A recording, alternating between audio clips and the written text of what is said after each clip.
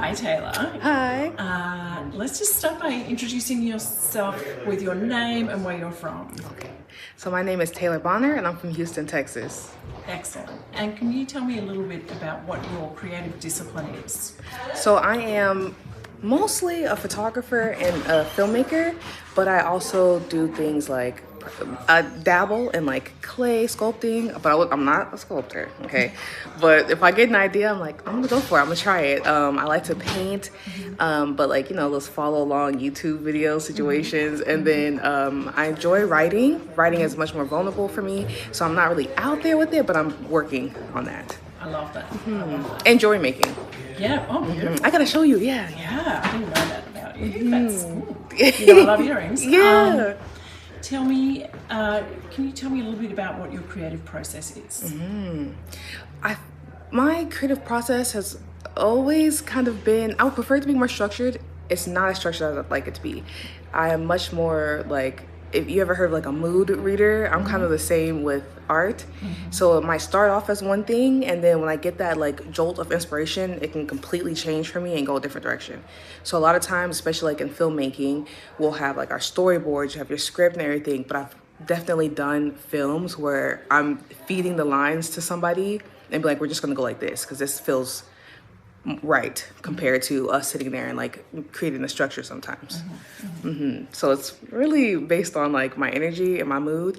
And if you have ever heard of human design, I'm a manifesting generator, which is literally about like when you get that burst of energy, you're supposed to follow that flow and go with that, and you end up with a better result versus trying to like force myself into a box or what I should do.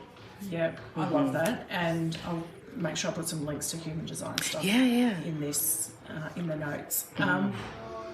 Tell me, do you have a routine for your creativity?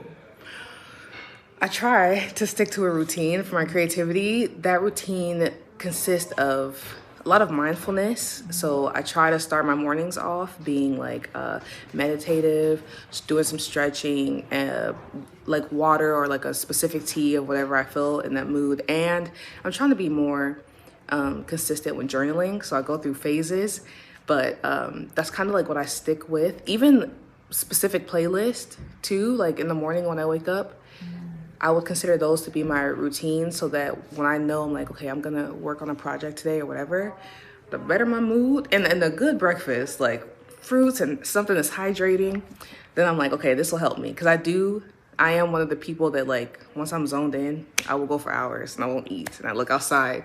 It's a whole nother day. So yeah. Yeah, I love that. You're deep in the flow there. I get, very locked in. Yeah, so that's great that I actually talk with creatives a lot about self-care because that's so important because we do get locked into that flow and we forget to exercise, stretch, eat, drink, all those things. Tell me, where, who, or what do you get your creative inspiration from mostly? I get my creative inspiration from my interactions with different people. So I would say between my family, my friends, even if sometimes it's not positive, a lot of times those things will influence.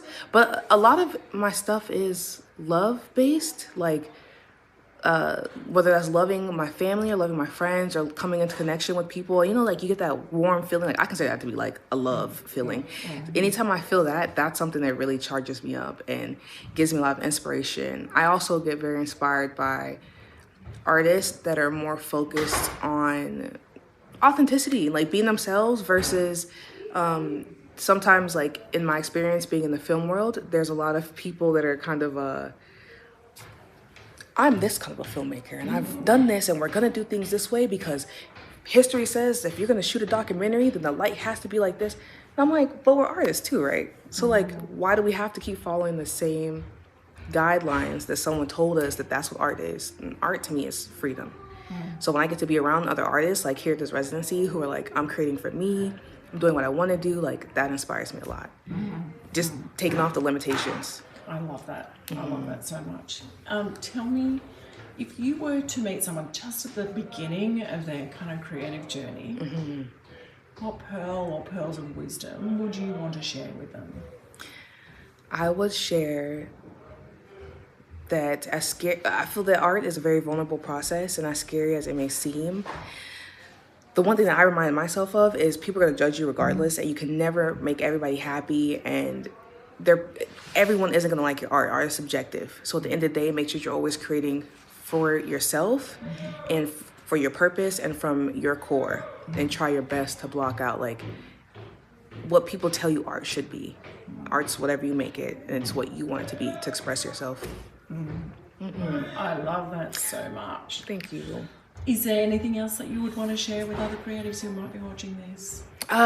Take a risk on yourself. Believe in yourself, because if you don't believe in yourself, no one else is. And give yourself the opportunity to shine and to be seen.